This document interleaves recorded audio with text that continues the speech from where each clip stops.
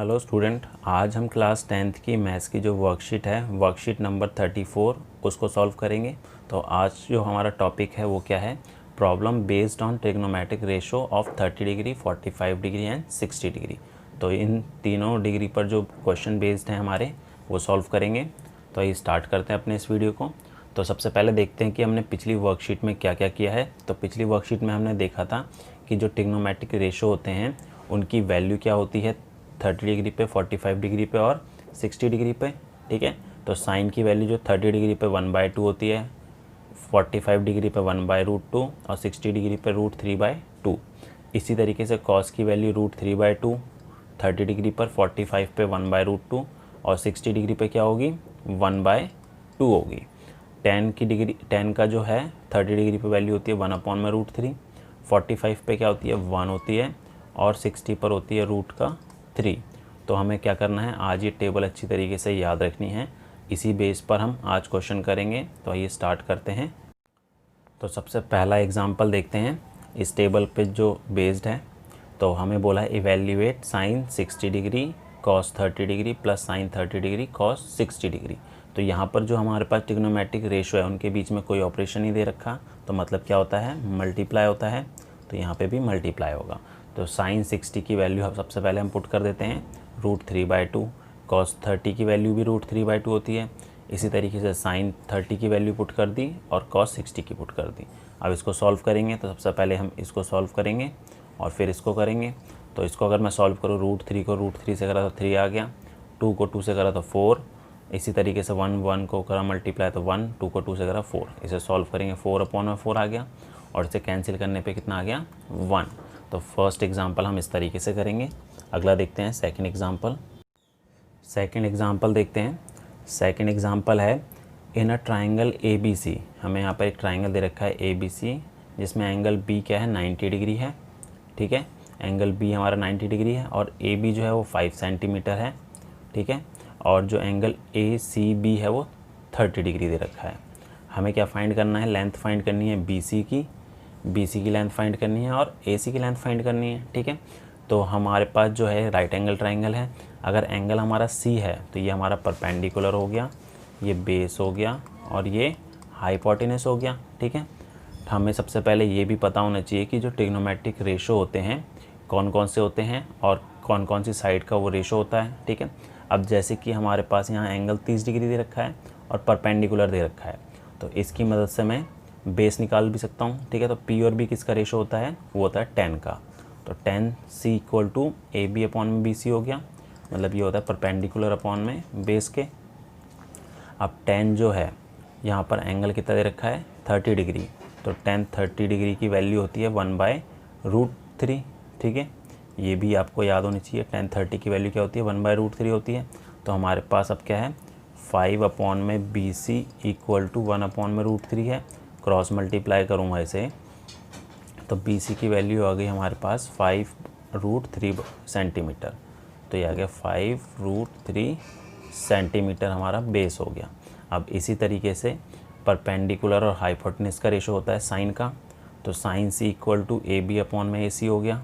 ठीक है, तो साइन C हमें 30 डिग्री दे रखा है, तो ये होता है 1/2 30 डिग्री पे साइन की वैल्यू। ठीक है, तो AB हमारे पास 5 है और AC हमें फाइंड करना है। क्रॉस मल्टीप्लाई किया तो AC कितना हो गया 10 सेंटीमीटर। तो ये आ गया हमारा 10 सेंटीमीटर।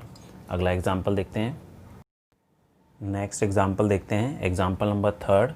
अब ये जो एग्जाम्पल है बहुत ही ज़्यादा इंपॉर्टेंट है, तो इसको ध्यान से समझिएगा। तो इसमें बोला है if 10A + B = √3 and 10A - B = 1/√3। और जो A + B है वो 0 डिग्री और 90 डिग्री के बीच में हो सकता है या फिर 90 डिग्री हो सकता है। ठीक है, और A की वैल्यू जो है वो B से बड़ी है, हमें फाइंड करना है A एंड B। तो इसको किस तरीके से फाइंड करेंगे, देखिए हमें दे रखा है 10A + B = 30 डिग्री, √3 दे रखा है। ठीक है, अब √3 10 की वैल्यू किस डिग्री पर होती है, वो होती है 60 डिग्री पर। 10 60 डिग्री जो होता है वो √3 के इक्वल होता है। ठीक है, ये हमें पता है। अब देखना है यहाँ पर जो एंगल दे रखा है A + B और यहाँ पर एंगल कितना है 60, तो दोनों का एंगल भी इक्वल ही होगा। तो A + B = 60, तो ये फर्स्ट इक्वेशन हो गई। इसी तरीके से नेक्स्ट वाला जो दे रखा था 10A - B इक्वल टू 1/√3 है। ठीक है, अब 1/√3 tan की वैल्यू किस डिग्री पर होती है? 30 डिग्री पर होती है। ठीक है, तो a माइनस बी जो है 30 डिग्री के इक्वल आ गया, तो ये हमारी सेकंड इक्वेशन हो गई। ठीक है, अब हमें क्या करना है? पहली और दूसरी इक्वेशन को सॉल्व करना है। वो कैसे सॉल्व करेंगे वो देखते हैं। अब हमें यहाँ पे पहली इक्वेशन जो दे रखी थी वो दे रखी थी a plus B equal to 60 degree, और दूसरी थी a minus B equal to 30 degree. अगर मैं दोनों को ऐड कर दूँ तो b से b कट जाएगा, 2a इक्वल टू 90 हो गया। ठीक है, तो इसको सॉल्व करूँगा तो a हमारा कितना हो गया? 90/2, कैंसिल किया तो 45 डिग्री। तो a तो हमारा 45 आ गया। अब b की वैल्यू निकालने के लिए फर्स्ट इक्वेशन में a पुट कर देते हैं। तो यहाँ पर फर्स्ट इक्वेशन हमारे पास ये थी, तो a हमने करा 45 प्लस b इक्वल टू 60, तो b कितना आ जाएगा हमारे पास? 60 डिग्री माइनस 45 डिग्री, तो आ गया 15 डिग्री। तो हमारा b आ गया 15 डिग्री और a आ गया 45 डिग्री। ठीक है, तो ये हमारा इसका सॉल्यूशन हो जाएगा। इसी तरीके से आपको एग्जांपल नंबर 4 भी करना है। उसके लिए आपको ट्रिग्नोमेट्रिक रेशो की जो टेबल है वो याद करनी है, और उसकी जो वैल्यू है tan 30 की, sin 30 की, tan 45 की, cosec 60 की, सारी वैल्यू यहाँ पुट कर देनी है, उसको सॉल्व कर देना है। ठीक है, तो एग्जांपल नंबर 5 करते हैं। एग्जांपल नंबर 5 में बोला है choose the correct option and justify your choice. हमें यहाँ पर एक इक्वेशन दे रखी है, ये इसको सॉल्व करके बताना है कि जो 4 ऑप्शन दे रखे हैं कौन सा सही है। तो इसको कैसे करेंगे? हमें दे रखा है 2 tan 30 डिग्री अपॉन में 1 माइनस tan स्क्वायर 30 डिग्री। ठीक है, तो tan 30 पे वैल्यू क्या होती है? वो होती है 1/√3 और 1 माइनस tan अपॉन में √3 का स्क्वायर। ठीक है, तो इसको अगर मैं सॉल्व करूं तो हमारे पास क्या आएगा? 2/√3 अपॉन में क्या आएगा? 1 माइनस 1/3। तो पहले इसको सॉल्व कर लेते हैं। तो 2/√3 अपॉन में ये आकर 2/3, 2 से 2 कट गया तो ये 3 ऊपर आ जाएगा, तो 3/√3 हो गया। अब ये जो है √3 3 से कैंसिल हो सकता है, क्यों? क्योंकि जो 3 है वो किसके इक्वल होता है? √3 इंटू √3 के। ठीक है, ये इसके इक्वल होता है।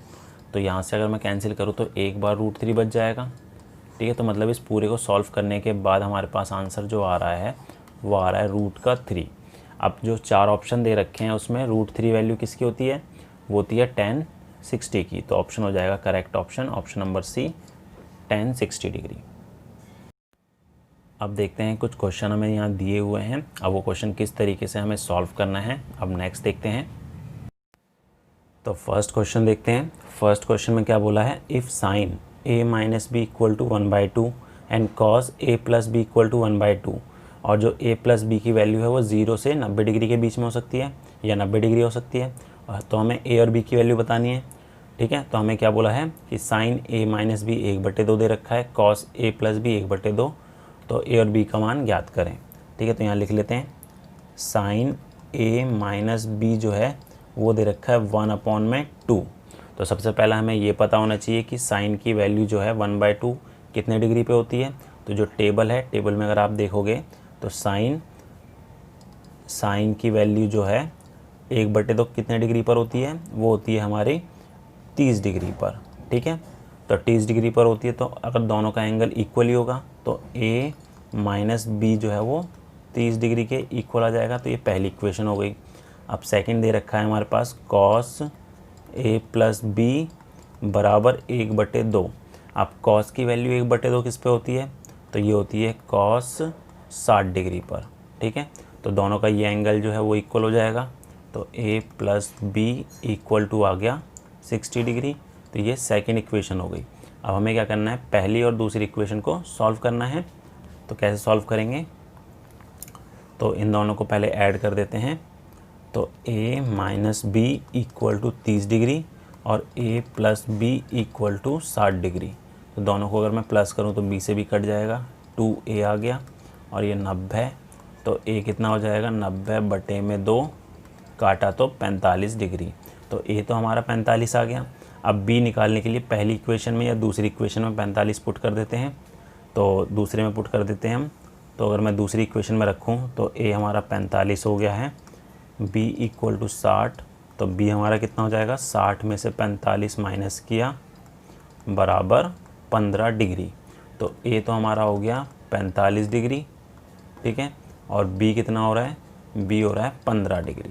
तो इस तरीके से हम ये फर्स्ट क्वेश्चन को सॉल्व करेंगे। सेकंड क्वेश्चन देखते हैं। सेकंड क्वेश्चन में हमें इसकी वैल्यू फाइंड करनी है, इवैल्यूएट करना है। तो हमारे पास क्या दे रखा है, यहाँ पर हमें दे रखा है cos 45 डिग्री अपॉन में sec 30 degree plus cosec 30 degree. तो आपको टेबल में सबसे पहले ये वैल्यू याद होनी चाहिए। तो cos की वैल्यू 45 पे कितनी होती है, 1/√2 होती है, ठीक है। तो यहाँ वैल्यू रख देते हैं, तो ये हो जाएगा हमारा 1/√2 बटे में sec 30 की कितनी होती है, तो sec 30 की अगर हम यहाँ देखें तो 2/√3 होती है, तो ये आएगा 2/√3 प्लस, और cosec 30 डिग्री की, cosec जो है 30 डिग्री की होती है 2, तो यहाँ पर आ गया 2। तो अब हमें इसे सॉल्व करना है। तो सबसे पहले जो नीचे दे रखा है फ्रैक्शन, इसको सॉल्व कर लेते हैं। तो ऊपर वाला तो हमारा सेम रहेगा 1/√2। नीचे अगर मैं एलसीएम लूँ, ठीक है, तो एलसीएम लूँगा तो √3 ही आएगा। तो यहाँ बचेगा हमारा 2 + 2√2। अब क्या करना है, ये जो नंबर है इसको इससे मल्टीप्लाई कर देना है और इसको इससे मल्टीप्लाई कर देना है। तो हमारे पास क्या बचेगा, हमारे पास बच जाएगा 1/√2। इसको एक बार इस तरीके से भी लिख लेते हैं और इसको मल्टीप्लाई करना है 2 + 2, ये आएगा हमारा √3 था, तो √3, ठीक है। तो ये कितना बचा हमारे पास, √3 अपॉन में √2 × 2 + 2√3, ठीक है। तो अगर मैं इसको अगर और नीचे वाले ब्रैकेट को अगर ओपन करूं तो ये क्या हो जाएगा, √3 अपॉन में 2 को √2 से करा तो 2√2 हो जाएगा, प्लस इसको इससे करा मल्टीप्लाई तो ये आएगा 2√6। तो इस तरीके से हमारा इसका आंसर ये वाला हो जाएगा। तीसरा क्वेश्चन देखते हैं। तीसरे में हमें इसकी वैल्यू फाइंड करनी है, ठीक है। तो इक्वेशन हमें दे रखी है 2 tan² 45 degree plus cos² 30 degree minus sin² 60 degree, ठीक है। तो सबसे पहले हमें ये वैल्यू याद होनी चाहिए अच्छी तरीके से। तो 2 tan की वैल्यू 45 पर होती है 1, तो 2 × 1 का स्क्वायर क्यों आया, क्योंकि यहाँ पर tan का स्क्वायर दिया हुआ है, ठीक है। प्लस cos की वैल्यू 30 डिग्री पर क्या होती है, 30 डिग्री पर होती है √3/2, ठीक है, और इसका भी स्क्वायर। प्लस साइन की वैल्यू 60 डिग्री पर क्या होती है, √3 अपॉन में 2 का स्क्वायर। अब इसको सॉल्व कर लेता हूँ पहले। 2 × 1 का स्क्वायर तो 2 ही रहेगा, प्लस √3 का स्क्वायर 3 हो जाएगा, बटे में 2 का स्क्वायर 4। यहाँ पर भी 3 बटे में 4 हो गया। अब इसका मैं क्या करूँगा, एलसीएम लेके सॉल्व कर लेते हैं। तो एलसीएम तो इसका 4 ही आएगा, तो 4 को 2 से करा तो 8, 3 और 3, तो कितना हो जाएगा, 8 3 11 और 3 14, तो 14 बटे में 4, इसे काटा तो ये 2 हो गया और ये 7, तो 7/2 जो है वो इसकी वैल्यू हो जाएगी। इसकी वैल्यू कितनी हो गई, 7/2।